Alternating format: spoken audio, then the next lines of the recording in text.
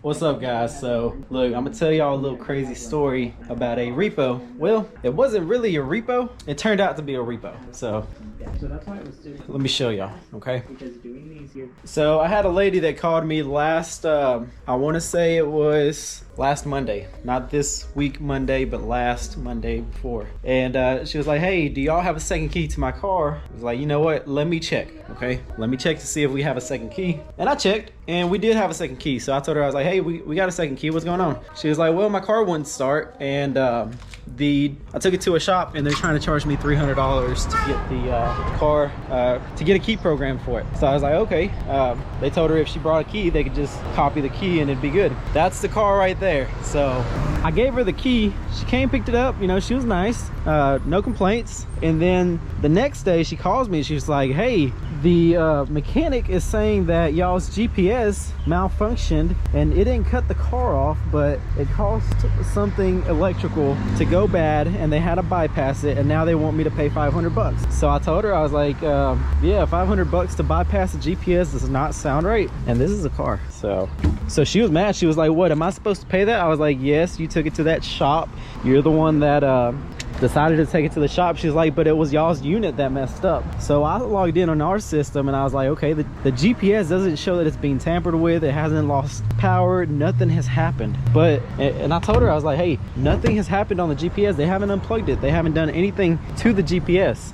And she said, well, I'm not gonna pay for this, this is too much. I said, okay, well, I'm not gonna pay for it either. And then she said she said that it was our fault, and honestly it wasn't our fault. I told her, I was like, look, if there was an issue with the GPS, we could have just towed it here and we would have checked it out. If it was a GPS, we would have just replaced it. And she was like, well, I didn't know y'all would fix it if it was an issue with that. I was like, yeah, you never asked, you never said it was an issue that you needed us to take a look at it, you just asked for a second key. So she wasn't happy about that. But let me try to find our units, because apparently they bypassed it, but I'm trying to see where the mechanic plugged it up at. All right, so look, I don't see anything here. Usually the mechanic puts the relay right over here, and all you have to do, if it does go bad, which we've never had one go bad, you just pull the relay off. And like I said, it just didn't show up as anything wrong with the GPS.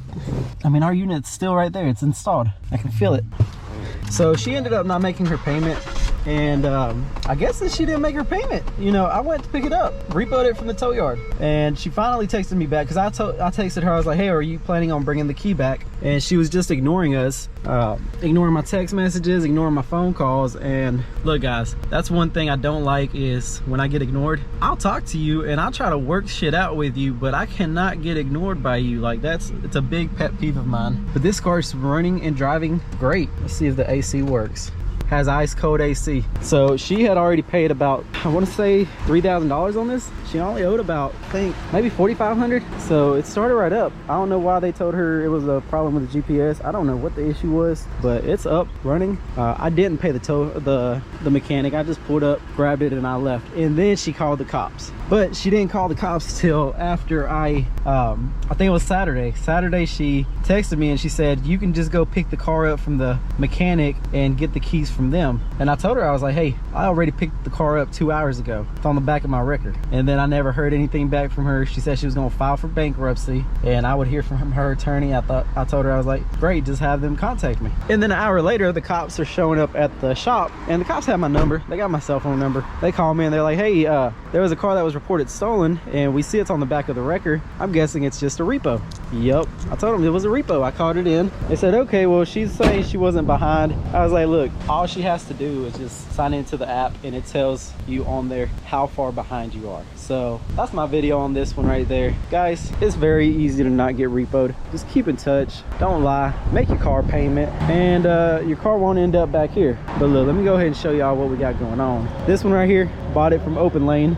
Apparently runs and drives, has a 5-day warranty. Open Lane gives us a warranty for engine and transmission. This, I think I paid too much for it. I paid $4 grand for it. It's got 220 on the miles. But one thing about Lexus is they are great cars. They run good, barely have any mechanical issues with them. And honestly, I'm gonna do those headlights on it, make them look a lot better. But yeah, this is just one of them that I got. I got a Nissan Juke from Copart. I got a Honda Ford Copart. This Juke right here, look, this is the damage that totals these cars out. You see that? That's it. It just hit right there, pop these things out of place. So I'm gonna pull the fender off, see if there's anything bent behind it. But honestly, if you can see the color, this car has already been raked before and it's been painted before. So they probably saw the gaps and they was like, you know what, something just ain't right, but I'm gonna get it to line up, make it look a lot better. Paid 1,500 bucks for this. I'll probably have 25 in it once I'm done with it.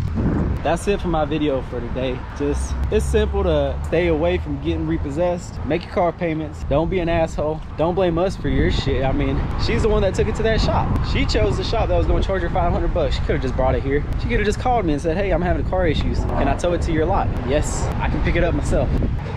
So we'll see y'all in the next video.